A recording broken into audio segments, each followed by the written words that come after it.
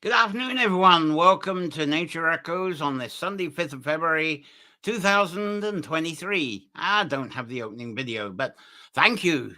Lovely of you to join me today for our weekly time of echoing the news, stories, poetry, and art connected to nature folklore, especially the holy wells, our precious water, woodlands, wildlife. So it's hail, hail, whole, and holy good health to you all. And through this edition, we're going to be focusing on the more earthly interpretation of Imbolc. And I'm going to try check my pictures and see if I can get pictures up because I haven't tested this yet. So let's see if I can get our picture slideshow up. Yeah, there we go. And that'll do that. So that now I know that works. Fantastic. Now, this Nature Echoes Live, the growing nature folklore video articles and photo library. It's all free of adverts. I don't know if you're like me and finding YouTube's too many adverts. Anyway, they're all brought to you due to the support of our kind and wonderful subscribers that I'm very grateful for. And I'm currently encouraging subscribers to Nature Folklore through Substack. You'll see the address there. If I can get my finger totally out of the way. There's actually a new StreamYard thing where I can put that under my name, but I'll bring that up next week. Anyway, if you go to Substack, there's both, there's different tiers, and there's free one. There's a support subscriber tier on Substack where you get more. And I'm continually building my video library on Patreon as well. To serve the Patreon subscribers. So you're not going without at all. I'm still giving that great support. No change there. But Nature Folklore subscribers on Patreon, they get a bit of a bonus, actually. They're receiving a complimentary paid subscription on Substack as well. So you only pay two for you get one. You get the two for the one. And there's a link to subscribers on Nature Folklore on Substack as well. Now, on the Substack, the paid tiers, I've deeply discounted the annual rate. And you can also get a greater discount if a group of two or more of you join together, which is fabulous. And I offer free support if you wish to join Substack as a writer. And I'm going to speak about that again a bit later on. But if you miss that part, there's actually a link to doing this at the bottom of any of my articles on Substack at that address there.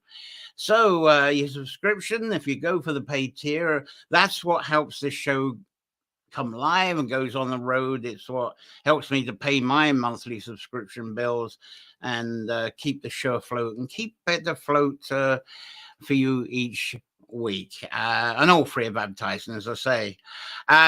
Substack subscription there is through Stripe. If you prefer the PayPal, contact me, message me, and I'll get you on through Patreon, which goes through the PayPal, and you get the 2 for 1 there. I see there's a bunch of lovely people coming on board here saying hello. Let's see who we got. We've got Sheila Hawkins Perez here. Blessed day to you. Claire Roach is here. Hello, Claire. Looking forward to immensely inspiring stories, is what Claire is saying. And she actually inspired me. One of the things I'm actually going to be sharing with you.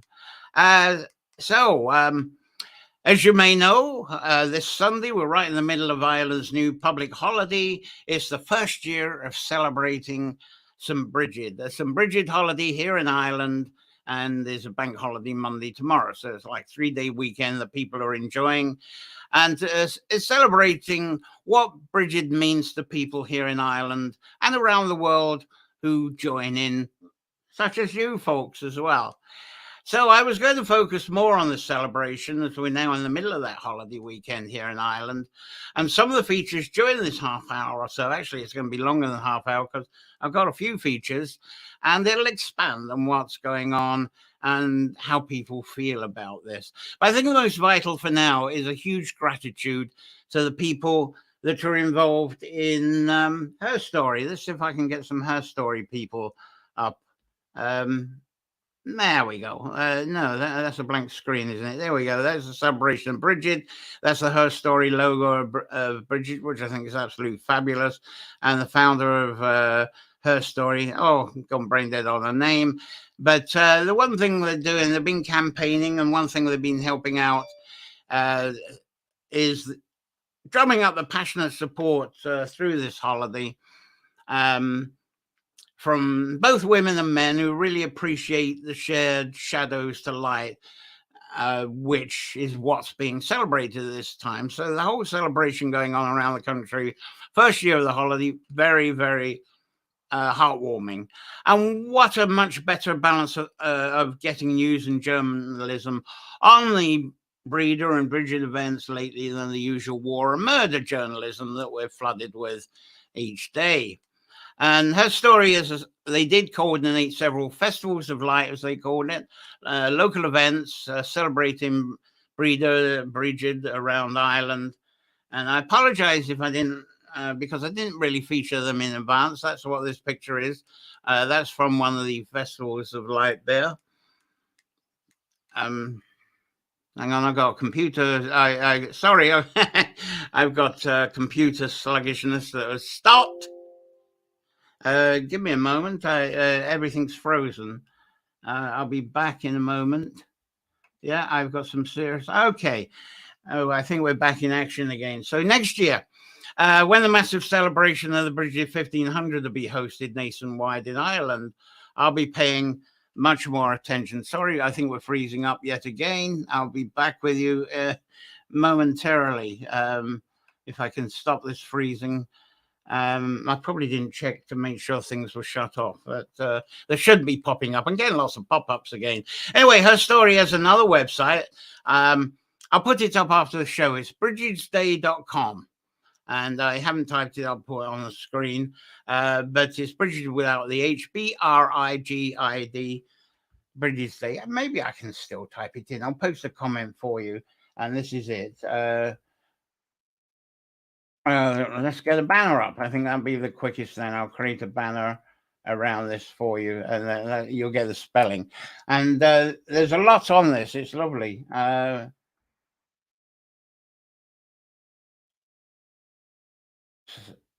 Sorry, this is not going in either.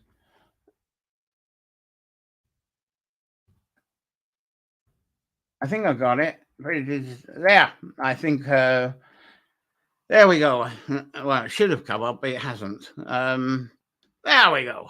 There we go. The notes of spelling, and notice it's a .org, not .com as well. And the other one, as I said, it's herstory.ie. That's the other link to that. That's where the main action is from them. So those two addresses, and I'll put them in at the end of the show as well. So you on this brigidsday.org, you get the information about the documentary. Wonderful documentary was on Ireland's RTE1 about Brigid's Day and the new holiday. I can't give you a link on that. The documentary did feature the founders, some of the founders. There we go. You can get it on the top. There you go. brigidsday.org there. And her story presents it.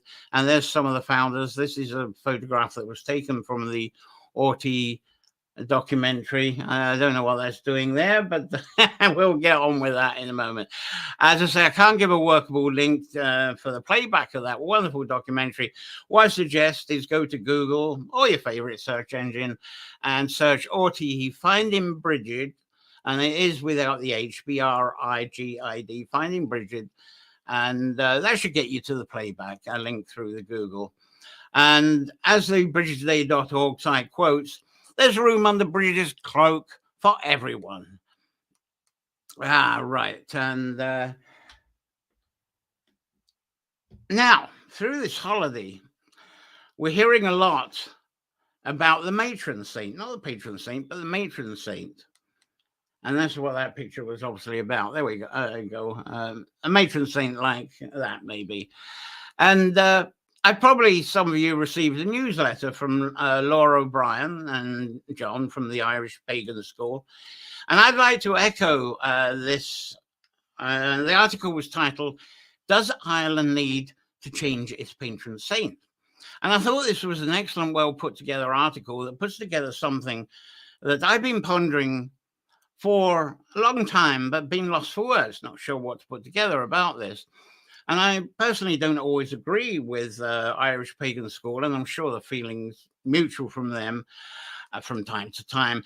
But they do host some excellent varied collection of well-themed constructed courses. The Mystical Herb course that's coming up by Tyra Time, you may know her as the Ditch Witch.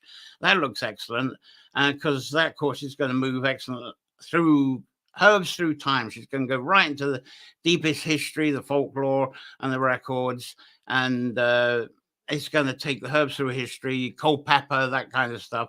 Wonderful stuff. But of course, herbal course by the Ditch Witch, obviously the way. And also like Shane Broderick's, he's very generous with his folklore blog, if you look that up. And he sometimes runs Irish pagan school courses as well. He's got a very good Brehon law one there as well. And Laura's studying Ogham to degree level, and she's sharing her research. Whatever she's doing with that, she makes that public through the pagan school as well. Anyway, I'd like to quote some of Laura and John's article that they broadcasted here. And I'll take a quick wee drink and see what I can do with this. I don't know which one wrote him, probably was Laura. And she was saying the thing is, Patrick, the would-be saint, he wasn't even Irish. He was washed up on the shores of Ireland and taken in as property under the Brehon laws, which dictated Ireland's ancient caste system. Now, he managed to learn the language, and when he later escaped and pursued his life with the Catholic Church, he was actually sent back to Ireland on missionary work. Now, previous missionaries had failed because of the language barrier, but here was where Patrick prevailed, or at least that's what his self-styled writings in his Confessio would have us believe. And as I understand it, a patron is a person who gives support to a person, organization, or cause, like you kind folks have done for me on Patreon. And they do this not for their own means or intent to change the things they support. Nobody tells me how to run nature folklore, for instance, but instead they're patrons to see, appreciate, and wish to nurture the thing that is already there so that it becomes the best version of itself, which it can. But Patrick didn't do any of that. He's revered for facilitating the change of Irish into something that could conform to an exterior power, in this case, the Catholic Church.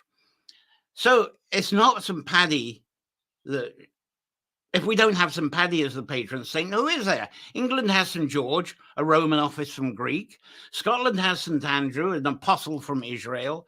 And heck, the United States of America holds Mary the Immaculate Conception as their patron.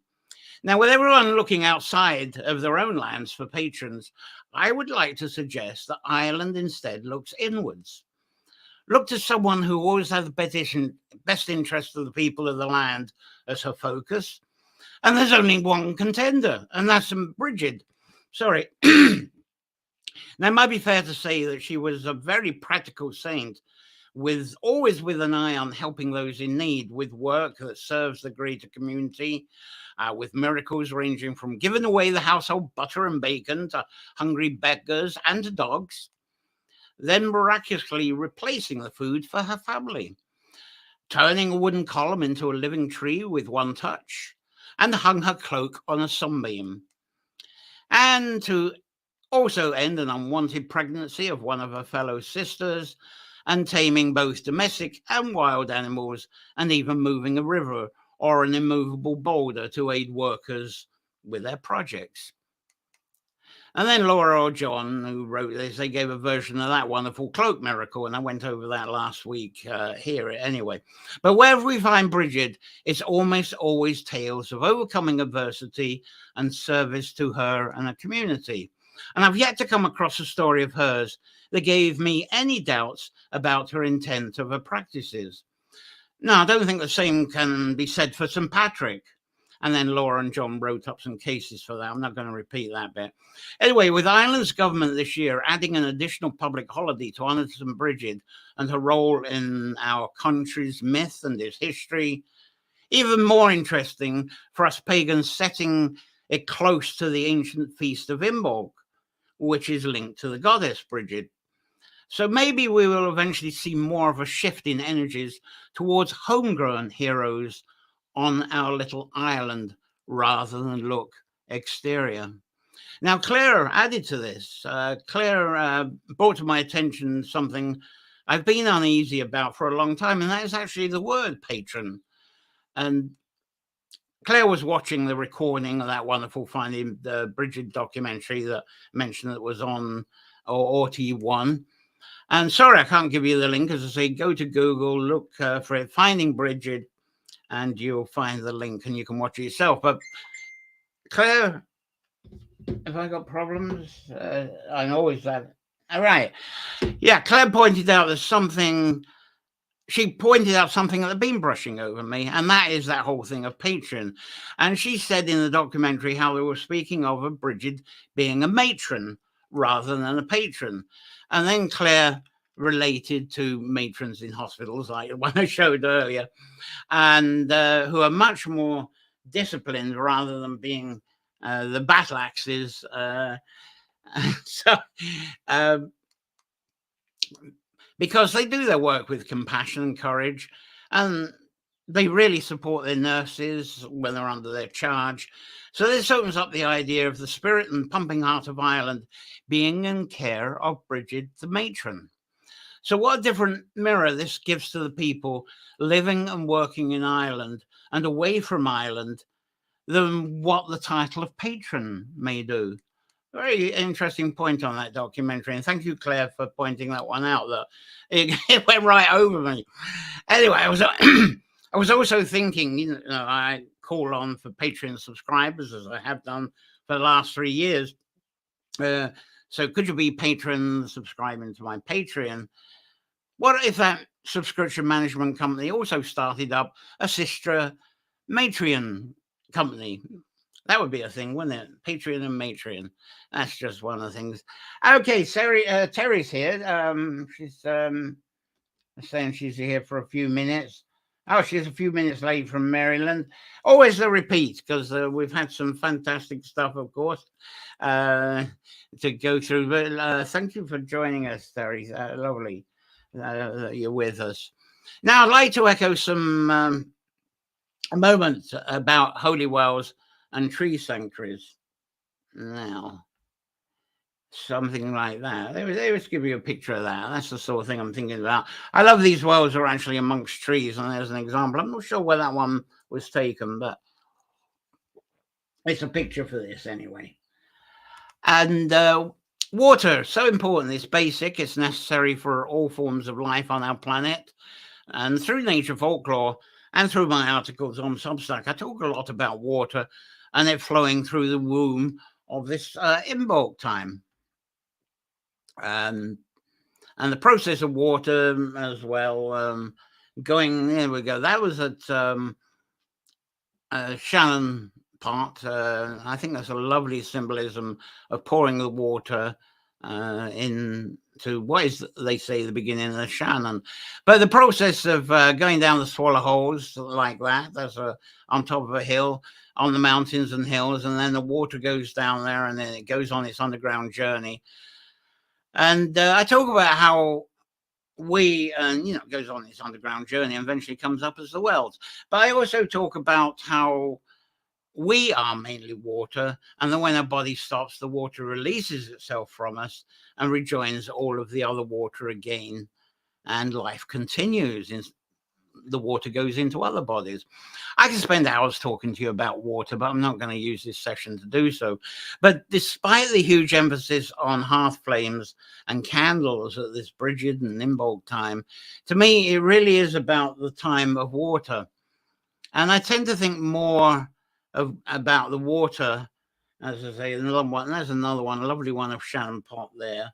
And I tend to think, let's have that up a bit longer. I think a gorgeous angle. I don't think you can stand at that angle there anymore. I just love that picture of that to show you just a bit longer anyway. But this being the time of water, I tend to think more of flame and fire, more the Beltner time. But we may not be grateful for the water here in Ireland sometimes. Of course, here in Ireland, anybody outside of Ireland, we're very famous for water.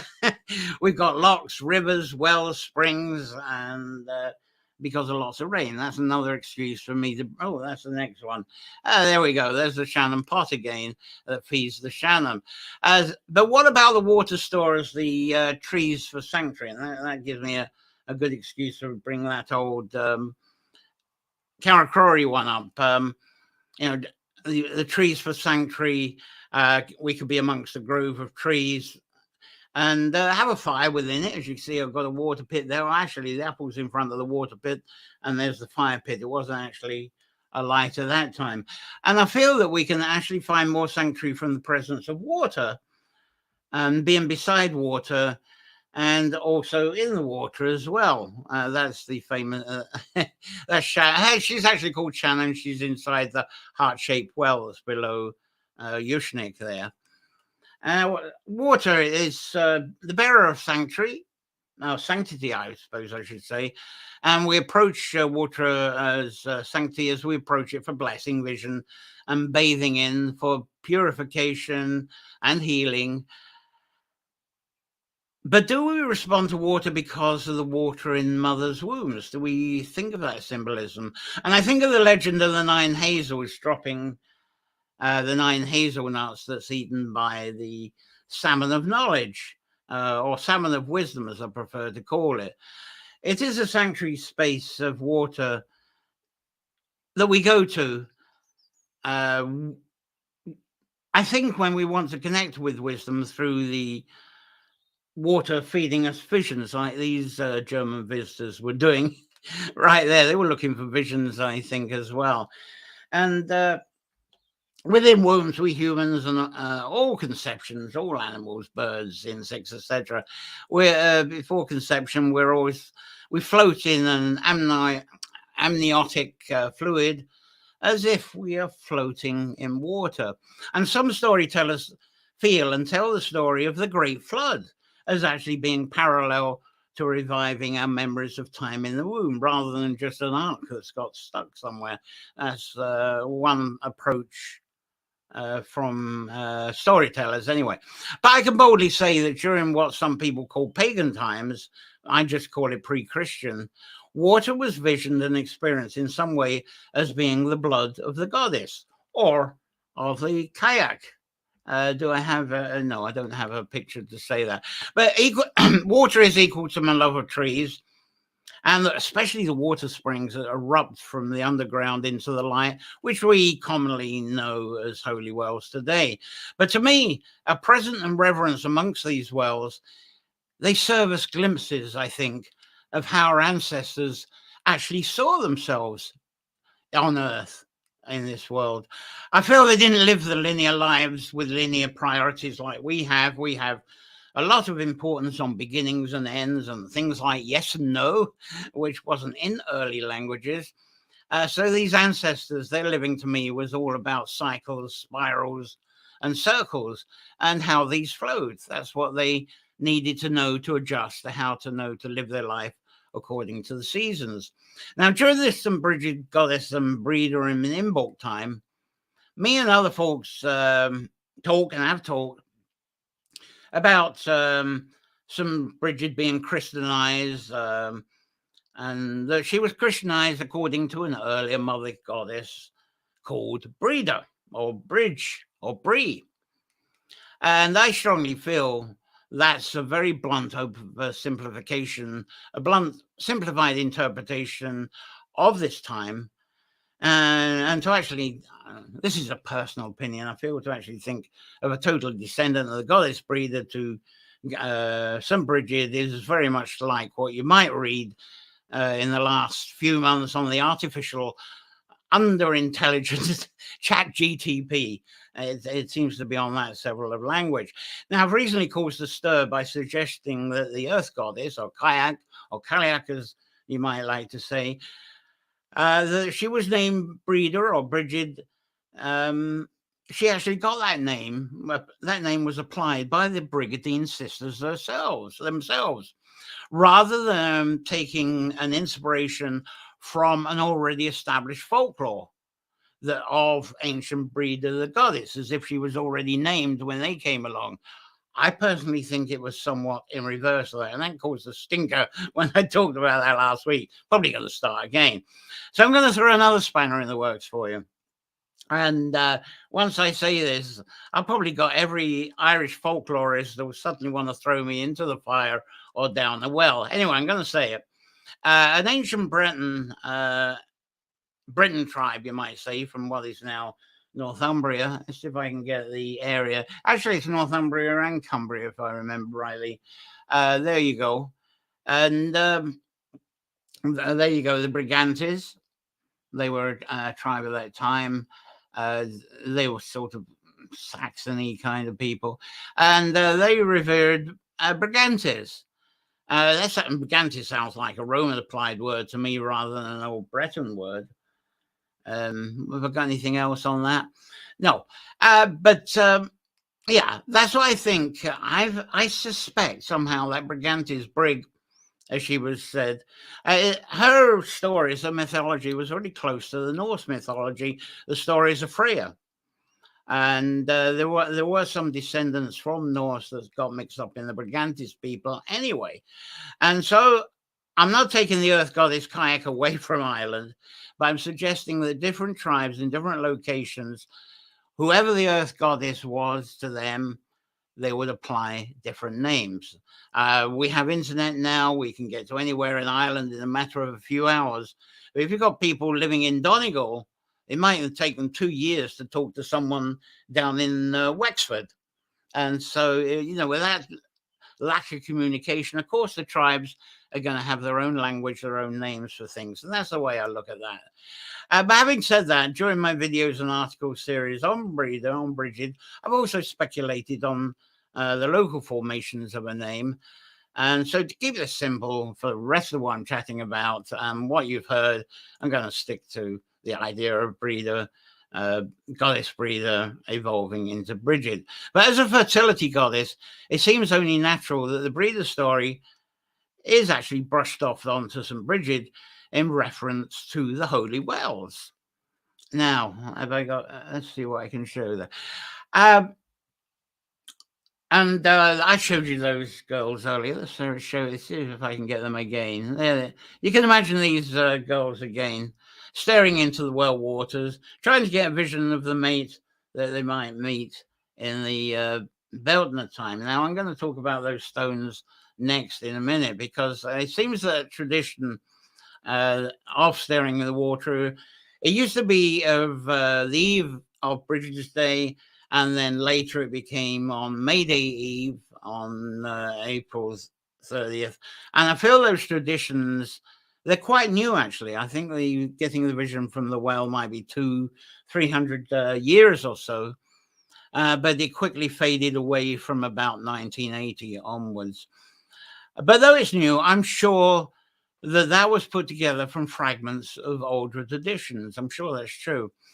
But we do not usually start a new tradition from nothing.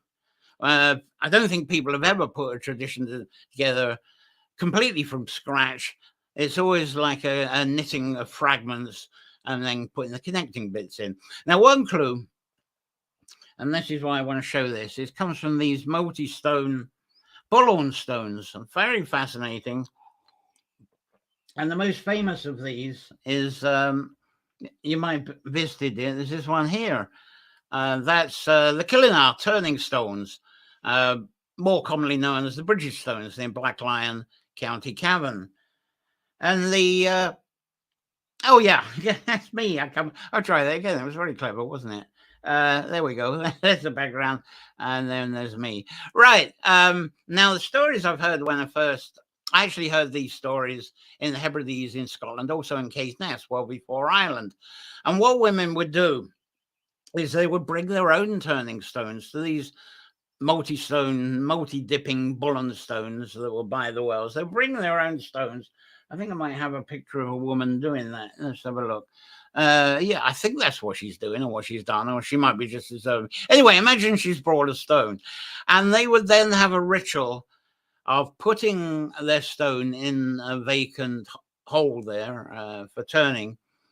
And they would turn the stone clockwise before they would actually look into the well for a vision. And they would then, once they've turned the stone, they would actually leave that there. So imagine that's stones there by this tradition was left by women who brought them along. They would bring them along, and they would come back and take them away once they found a mate, and after giving birth to a healthy child. Now, they going back. I'll go forward because I've got another picture. That Killinor stone, that in total actually has 16 stones. You can't actually see all the stones. And connected to this tradition, on the evening before the unions, the young brides, they will return to their vision. They will return to the well on the evening before the union, before the wedding. And the reason for the return is that the bridesmaids will then help them wash their feet. They will first put their feet into the well, sit there, and the ritual was the bridesmaids would help them to bless the feet, cleanse the feet.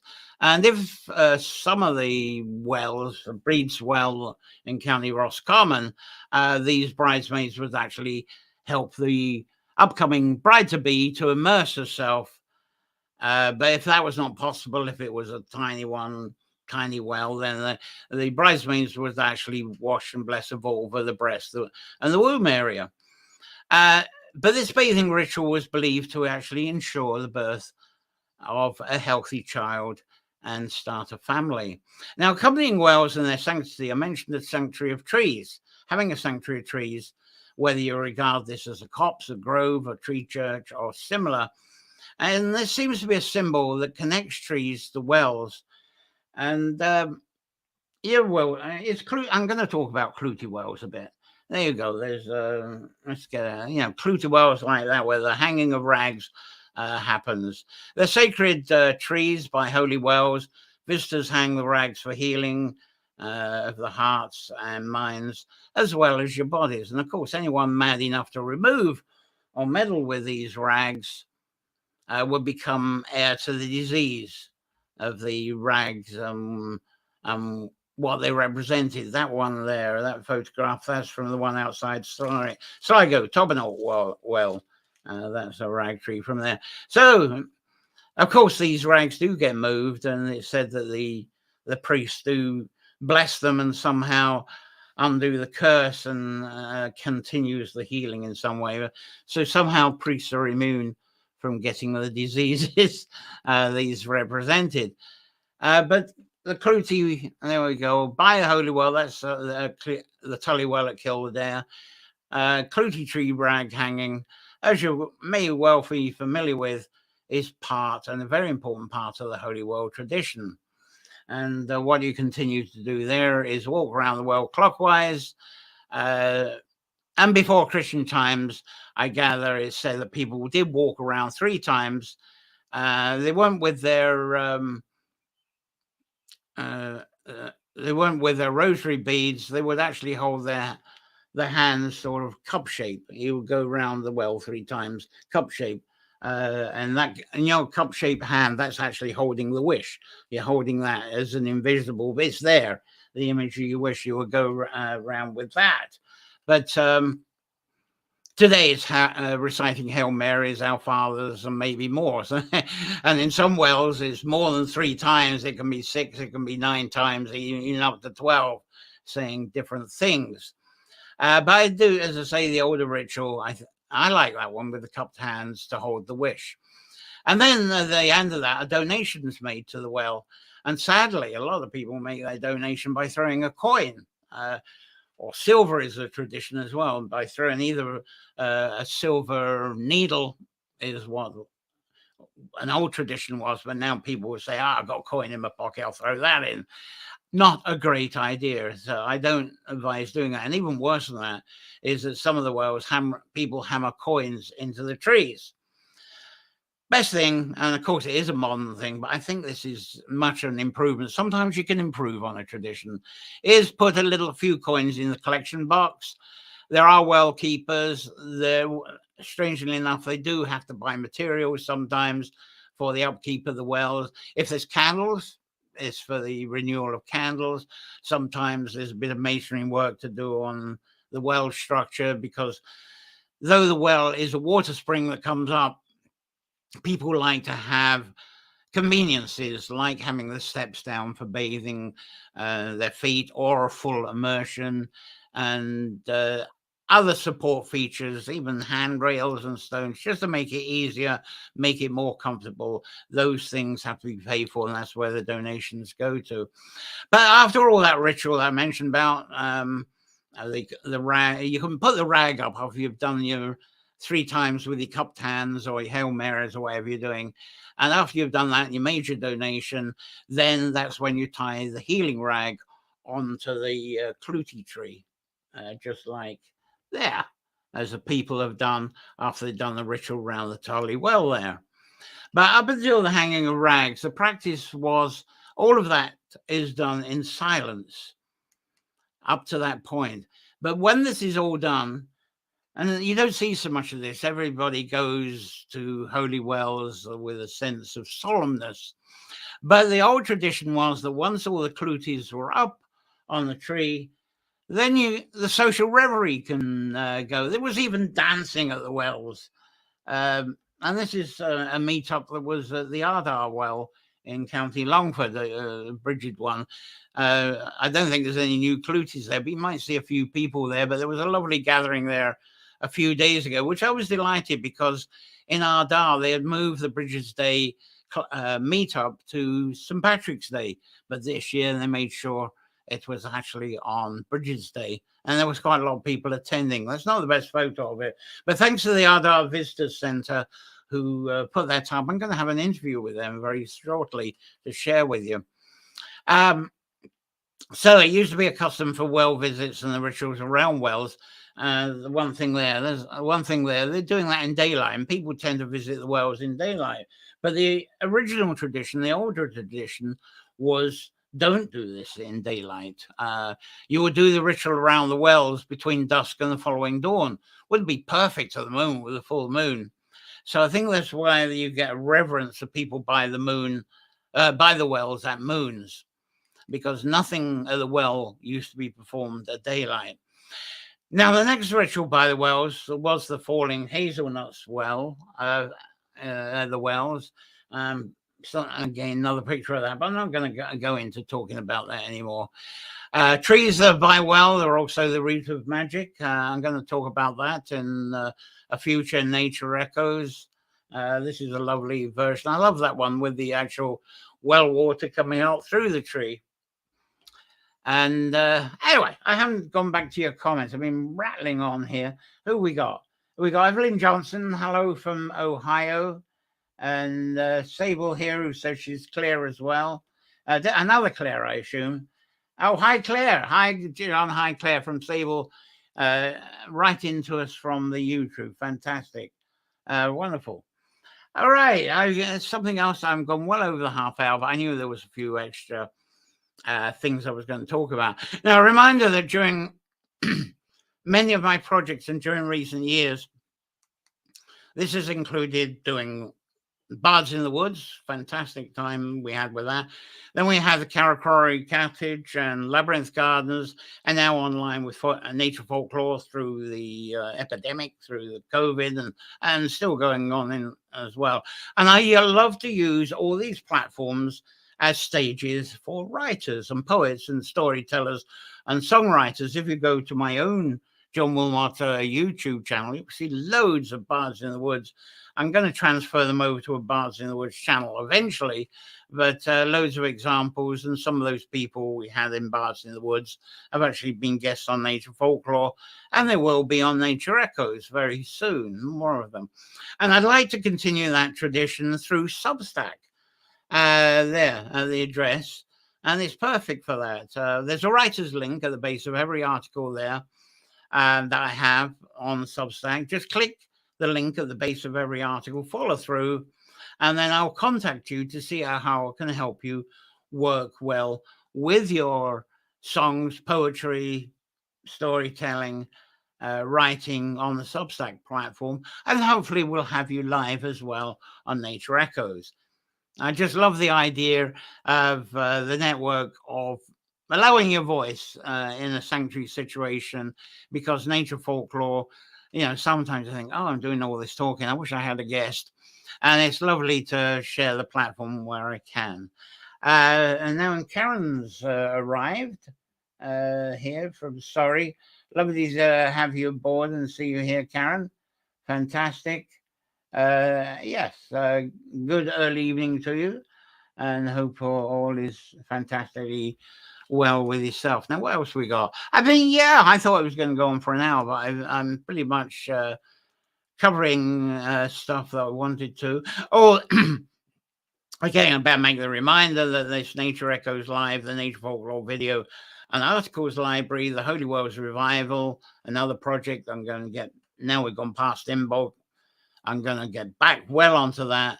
And also nature sanctuary support general. It's all brought together with the kind support of you kind subscribers. And I say I'm really pushing the Substack now, and that's where my Nature Folklore video and articles library is slowly growing. It's also growing simultaneously on Patreon. No worries there. I'm not going to shut that down. But all of this is for the subscriber members' reference, and it's all totally free from adverts. So thank you, subscribers. That's all. Your little help, it goes a long way towards keeping the show afloat and the funding production of more nature folklore and Holy Worlds Revival videos in the future that you can view, as I say, ads-free at any time. And on Substack, you've got the joy of a free tier choice to look around, see what I'm doing, how it works. Then when you're ready to subscribe, you get a bit more than you do on the free, obviously. That's why there's tiers. But when you're a free subscriber, I still keep in touch. I'd love to keep in touch with you, whatever way we do this. Subscribing through Substacks, through a card, through Stripe, or if you prefer Patreon, give me a message. If you prefer the PayPal, I'll get you in through the Patreon, and you get the 2 for 1. So, coming up on Nature Echoes, I'm going to get back to the divination. I started that off before the Bridges Day. I want to get into the divination, and one thing I'm going to move on to quite rapidly is Om divination. I know a lot of people get very excited about that, and I believe I'll get that started up with that on the Substack next week. So that will come into conversation next week with the Nature Echoes as well. This week's article, because I do the show here at 5 o'clock Irish time, and then the Substack goes up at 6 o'clock.